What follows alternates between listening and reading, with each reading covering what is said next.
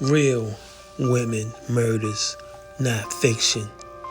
Love women, don't kill them.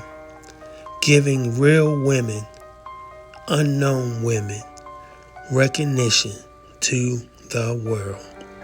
Please support our channel and please subscribe.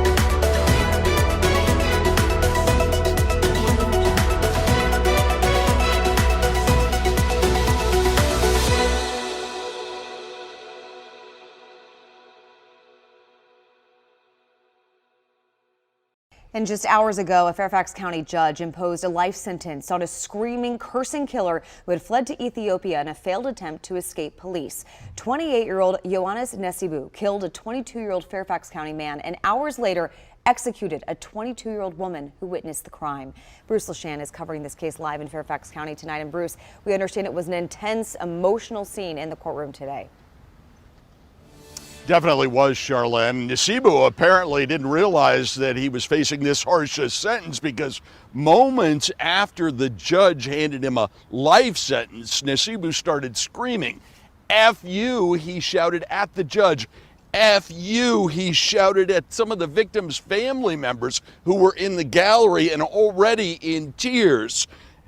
Go to hell, an uncle yelled back at him, and the judge then yelled at the deputies, grab him. They were already racing in to drag out the killer.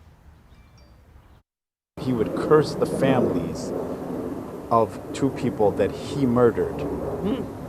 Now, if that's not evil, I don't know what is. Victims' family members overjoyed at the life sentence, but furious that the killer would think he could get the last word. When the judge said life, yeah, that was just a complete relief. Complete relief and so happy, tears coming down. And then to hear him curse you, curse the judge, curse the process. It was unbelievable. This guy has nothing to hold together. Jurors convicted Nesibu of manslaughter in the death of 22-year-old Hanak Yohannes in what prosecutors say was a dispute over payment for marijuana. They convicted him of first-degree murder in the killing of his friend, another 22-year-old, Kadest Simone. She had witnessed Hanak's death, and then Nesibu had taken her to another Fairfax County dead end, and hours later shot her to death before escaping to Ethiopia.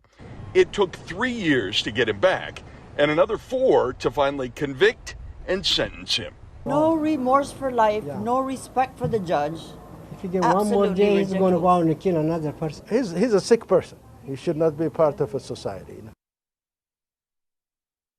Now, there was no comment here today from Nesibu's many family members who were also in the courtroom. His lawyer argues that he's mentally ill and has impulse control, but the judge handed him a life sentence for murdering Kadest, 7 years for manslaughter in Hanak's death, and then another 8 years on the firearms charges.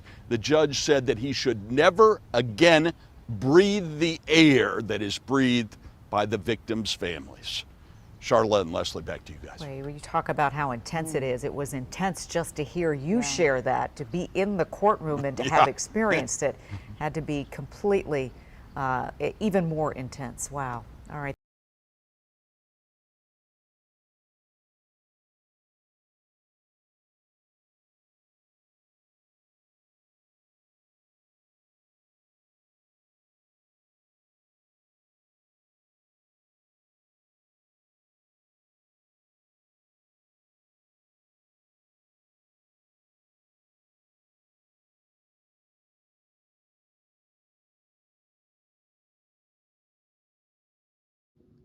Thanks for watching.